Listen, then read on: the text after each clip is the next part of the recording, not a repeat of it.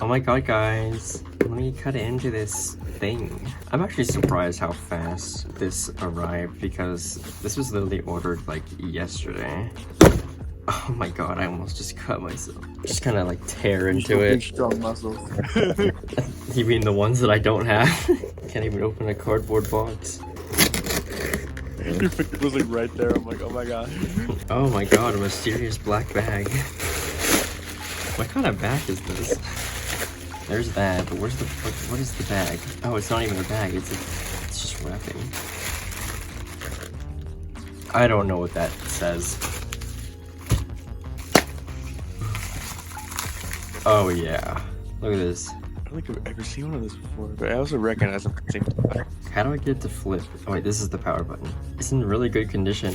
You really can't find a really good condition one for like this kind of price. 1.3 megapixel camera. I don't want to break it. How did they do it? I don't know how it works. Man, imagine having this in 2006. Yeah, you would have been like the coolest kid in school if you had one of these things. Because the iPhone wasn't even out then. It looks really good though. Oh my god, I can't get over the condition. It's tinier than I thought. I'm not gonna lie, it's tiny. This is the first iPhone compared to it.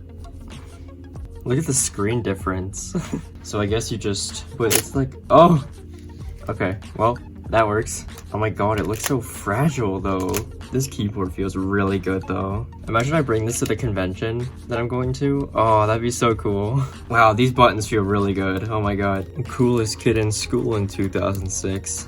Oh, spy engage. Oh. Oh, that's so cool. Hacking into the mainframe. That's never gonna get old. Wow, that's so cool. You imagine you get a text message, right? Like, oh, I need to respond to this. Oh. The mechanism is still going strong too, like 20 years later.